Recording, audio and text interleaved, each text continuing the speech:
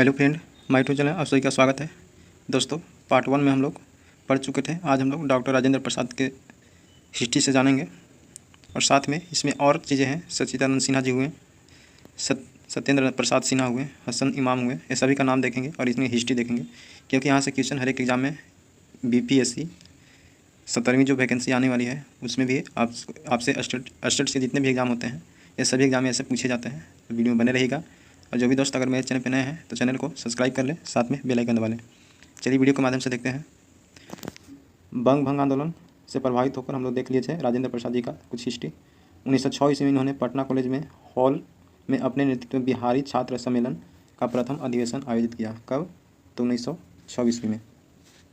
1910 ईस्वी में गोपाल कृष्ण गोखले से मिलकर वे देश सेवा की ओर उन्मुख हुए, यानी देश सेवा की ओर अपना कदम बढ़ाते हैं। दोस्तों और इसको हम जूम कर देते हैं, थोड़ा आप लोग के देखने में थोड़ा परेशानी हो रहा होगा। चलिए अब ठीक दिख रहा होगा। तो उन्मुख हुए। 1917 में महात्मा गांधी जी के साथ सक्रिय रूप से चंपारण सत्याग्रह में इन्होंने पार्टिसिपेट किया। ठीक है। 1934 ईस्वी में राजेंद्र प्रसाद जी ने कांग्रेस के 48वें अधिवेशन में इन्होंने कांग्रेस की अध्यक्ष चुने गए, यानी कांग्रेस की 1934 में अधिवेशन हुआ था, 51वां था, तो 48वें थे, यानी 48वें अधिवेशन थे।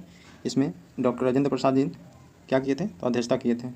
1946 से 47 में इन्होंने संविधान निर्मात्री सभा की स्थायी अध्यक्ष यानी अध्यक्षता किए और संविधान निर्माण में महत्वपूर्ण भूमिका भी इन्होंने निभाई। ठीक है। इन्होंने 3 बार भारत के राष्ट्रपति के रूप में शपथ ग्रहण किए। 1962 ईस्वी में इन्हें भारत रत्न से उपाधि दिया गया। ठीक है। यानी भारत रत्न की उपाधि कब किया था? 1962 ईस्वी में। अगला है इमाम हसन। ठीक है। इमाम हसन यह एक बैरिस्टर और राष्ट्रवादी नेता थे। कैसे थे? तो बैरिस्टर और राष्ट्रवादी नेता थे जिनका जन्म 31 अगस्त 1871 ईस्वी को हुआ था। पटना के नियोरा में हुआ था। कहाँ हुआ था? बिहार के पटना के कौन से? तो नियोरा जगह का नाम नियोरा है। उनके पिता इमामदाद इमाम थे। ये वर्ष 1912 में कलकत्ता हाई कोर्ट के प्रथम बिहारी न्यायाधीश भी रह चुके हैं। ठीक है। कौन? तो इमाम। 1921 ईस्वी में बिहार एवं उड़ीसा विधान परिषद के प्रथम उपाध्यक्ष निर्वाचित हुए हैं। कब? तो 1921 में। ठीक है। उस समय बिहार और उड़ीसा एक ही में था, उड़ीसा 36 में अलग हुआ है। इन्होंने असहयोग आंदोलन की विचारधारा का विरोध किया तथा खिलाफत आंदोलन का पुरजोर समर्थन किया। 1930 ईस्वी में सविनय अवज्ञा आंदोलन के समय शामिल हो गए। ठीक है। और पटना में गठित स्वदेशी लीग के सचिव चुने गए। कब? तो यह 1930 में ही चुने गए थे। उन्होंने विदेशी वस्तुओं के बहिष्कार और खादी के प्रयोग के लिए सक्रिय रूप से अभियान चलाया। इसमें पहले वह वर्ष 1927 में बिहार में साइमन कमीशन के बहिष्कार की सफलता वास्तविक सूत्रधार भी रह चुके हैं। ठीक है।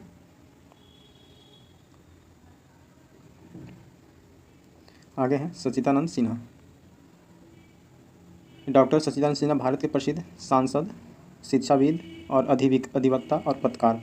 तो सच्चिदानंद सिन्हा, इससे क्वेश्चन पूछा जाता है कि भारत के कौन ऐसे व्यक्ति हैं जो सांसद भी रह चुके हैं, शिक्षाविद थे, अधिवक्ता और पत्रकार थे? वे थे सच्चिदानंद सिन्हा। इसके साथ ही वे भारत के संविधान सभा के प्रथम अध्यक्ष भी रह चुके हैं। बिहार को बंगाल से पृथक राज्य के रूप में स्थापित करने वाले लोगों में उनका नाम सबसे प्रमुख है। इन्हें 9 दिसंबर 1946 को आयोजित संविधान सभा अधिवेशन की अध्यक्षता यानी अस्थायी अध्यक्ष, कौन सा? तो अस्थायी अध्यक्ष करने का गौरव प्राप्त है। ठीक है। तो 9 दिसंबर 1946 को जो संविधान सदन के अधिवेशन हुआ था उसमें अस्थायी अध्यक्ष इनको नियुक्त किया गया था। ठीक है। ये प्रथम भारतीय थे जिन्हें गवर्नर हाउस ऑफ लॉर्ड्स का सदस्य तथा प्रीवी काउंसिल हेतु सदस्यता प्राप्त किया गया है। आगे हैं सत्येंद्रनाथ सिन्हा। प्रथम भारतीय गवर्नर के रूप में इनकी नियुक्ति की गई थी। सत्येंद्रनाथ प्रसाद सिन्हा बंगाल के एडवोकेट जनरल थे। क्या थे? तो एडवोकेट जनरल थे। ठीक है। वह पहले भारतीय थे जिन्होंने वायसराय की काउंसिल में निधि यानी विधि सदस्य के रूप में प्रवेश करने का सम्मान प्राप्त किया। प्रथम विश्व युद्ध के पश्चात इन्हें लॉर्ड की उपाधि दिया गया। किसको? तो ये कौन है? तो सत्येंद्र प्रसाद सिन्हा जी को। ठीक है। वह under secretary of state for India के पद पर नियुक्त कर दिए गए। वर्ष 1919 के भारत सरकार अधिनियम के अंतर्गत 29 दिसंबर 1920 को इन्हें बिहार तथा उड़ीसा का गवर्नर नियुक्त किया गया। ठीक है। और वर्ष 1921 में इन्हें पद से त्यागपत्र दे दिए थे। ठीक है। आगे हैं मजरूल हक। मौलाना मजरूल हक का जन्म 22 दिसंबर 1869 ईस्वी को पटना में हुआ था। कहाँ हुआ था? पटना में। पटना जिले के ब्रह्मपुर के थाना मनेर में हुआ था। कहाँ हुआ था? मनेर में। वे वकालत की शिक्षा प्राप्त करने के लिए उद्देश्य से इंग्लैंड गए थे और वहीं से उन्होंने संपूर्ण भारत को एक मंच पर लाने के उद्देश्य से अंजुम ए इस्लामिया नामक एक संगठन बनाया था। ठीक है। सन भारत में आने के पश्चात वे 1930 में छपरा नगर पालिका का उपाध्यक्ष चुने गए तथा 1909 में बिहार कांग्रेस कमेटी के उपाध्यक्ष भी निर्वाचित किए गए थे। ठीक है, 1 दिसंबर 1916 ईस्वी को बिहार के होम रूल यानी 1 दिसंबर 1916 ईस्वी को होम रूल की स्थापना किया गया था और होम रूल की स्थापना के समय इन्हें सभापति के रूप में चुना गया। असहयोग आंदोलन, खिलाफत आंदोलन में भी इन्होंने सक्रिय भूमिका निभाई है। इन्होंने द मदरलैंड नामक पत्र यानी कि इसने मजलुल हक ने द मदरलैंड नामक पत्र प्रकाशित किया और इन्हें सदाकत आश्रम के नाम से जाना जाता है। ठीक है, यानी सदाकत आश्रम के नींव किसने रखी थी, तो इन्हीं ने रखी थी। ठीक है, बिहार विद्यापीठ के संस्थापक कुलाधिपति रहे महात्मा गांधी ने इन्हें देशभूषण की उपाधि दिए थे। किनको दिए थे बताइए, तो मौलाना मजरुल हक को दिए थे। ठीक है, आगे हैं रामधारी सिंह दिनकर। ये बहुत चर्चित व्यक्ति हैं। रामधारी सिंह दिनकर हिंदी के एक प्रमुख लेखक, कवि और निबंधकार थे, जिनका जन्म 23 दिसंबर 1908 ईस्वी को बिहार राज्य के बेगूसराय जिला में हुआ था, जो कांवर झील है। ठीक है, कांवर झील बेगूसराय में ही पड़ता है।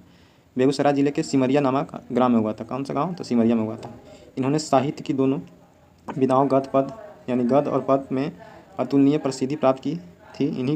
इनकी पहली पुस्तक प्रमाण पत्र इनकी हाई स्कूल करने के बाद ही प्रकाशित हो पाई थी। ठीक है, वे रामधारी सिंह दिनकर को आधुनिक युग के श्रेष्ठ वीर रस के कवि के रूप में जाने जाते हैं। इन्होंने संस्कृत, बांग्ला, अंग्रेजी, उर्दू का गहन अध्ययन किया है। ठीक है, दिनकर स्वतंत्रता पूर्व एक विद्रोही कवि थे, कवि के रूप में भी, जबकि स्वतंत्रता पश्चात राष्ट्र कवि के रूप में जाने गए। ठीक है, वे छायावादोत्तर कवियों की पहली पीढ़ी के कवि थे।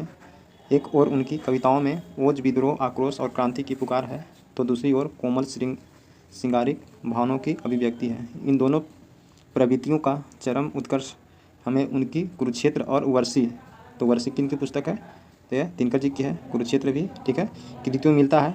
3 बार राज्यसभा के यह सदस्य भी रह चुके हैं। यानी वर्षी, कुरुक्षेत्र किनकी है, तो यह रामधारी सिंह दिनकर जी की है। आगे है, देखिए और इनका पुस्तक है, देख लेते हैं इसको। रामधारी सिंह दिनकर की पुस्तक यानी शैली रेणुका, इंदु गीत, यह हुंकार है। ठीक है, ये सभी इनकी पुस्तकें हैं। रसवंती, चक्रवात, धूप छाप। ठीक है, आगे हैं कुरुक्षेत्र, रसीम रथी, सामधेनी, नीलकुसुम, सिप्पी और पंख, उर्वशी, ये सभी इनकी पुस्तक है।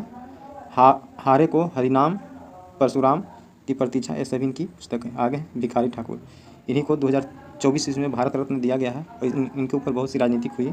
ठीक है, भिखारी ठाकुर का जन्म 18 दिसंबर 1887 को बिहार राज्य के सारण जिले के कुतुबपुर में हुआ था, जो दीरा में पड़ता है। कुतुबपुर कहाँ पड़ता है, दीरा गांव में हुआ था, जो एक नाई परिवार से है। कैसे परिवार से है, तो नाई है, जो बाल बनाता है ना, उसी को नाई बोलते हैं। भिखारी ठाकुर वह आयामी प्रतिभा के व्यक्ति थे, जो भोजपुरी के समर्थक, लोक कलाकार, रंगकर्मी, लोक जागरण के संदेश वाहक, लोकगीत, भजन कीर्तन के अन्य साधन थे। ठीक है, वे भोजपुरी गीतों और नाटकों की रचना एवं अपने सामाजिक कार्यों के लिए प्रसिद्ध हैं। इस प्रकार वे एक ही साथ कवि, गीतकार, नाटककार, नाट्य निर्देशक, लोक संगीतकार और अभिनेता थे। इसलिए इन्हें भोजपुरी का शेक्सपियर कहा जाता है। भोजपुरी का शेक्सपियर किन्हें बोला जाता है, तो ये भिखारी, बताइए, तो भिखारी ठाकुर को बोला जाता है। किसको बोला जाता है, भिखारी ठाकुर को, यानी भोजपुरी का शेक्सपियर। उनकी लिखी किताबें वाराणसी, कौन कौन सी, वाराणसी, हावड़ा, छपरा, ये तीनों इनकी पुस्तक है, तो भिखारी ठाकुर की है। ठीक है, बिहार सरकार प्रतिवर्ष भोजपुरी साहित्य के क्षेत्र में उल्लेखनीय भूमिका निभाने वाले साहित्यकारों को भिखारी ठाकुर भोजपुरी सम्मान से सम्मानित किया जाता है। यानी राज्य सरकार ने, बिहार राज्य सरकार द्वारा जितने भी प्रतिभाशाली भोजपुरी में यानी अपने प्रतियोगिता दिखाते हैं, उनको भिखारी ठाकुर भोजपुरी सम्मान से सम्मानित किया जाता है। आगे हैं फणीश्वर रेणु। ठीक है, फणीश्वर रेणु का जन्म 4 मार्च 1921 को बिहार के अररिया जिले में हुआ था। ये कौन से थे, तो यह फॉरबिसंग के पास औराही हिंगना नामक ग्राम में हुआ था। कौन सा, तो औराही हिंगना नामक गांव में हुआ था। इस समय यहाँ पे इस गांव का पूर्णिया जिले में था। यानी उस समय कहाँ था, तो पूर्णिया जिले में था। अब अररिया अलग हो चुका है। दोस्तों, इनके बारे में, फणीश्वर रेणु के बारे में नेक्स्ट वीडियो में हम लोग इसका डिस्कस और करेंगे। दोस्तों, अगर वीडियो अच्छा लगे तो ज़्यादा से ज़्यादा लाइक कीजिएगा और दोस्तों के पास शेयर कीजिएगा। ठीक है दोस्तों, मिलते हैं नेक्स्ट वीडियो में। बहुत बहुत धन्यवाद।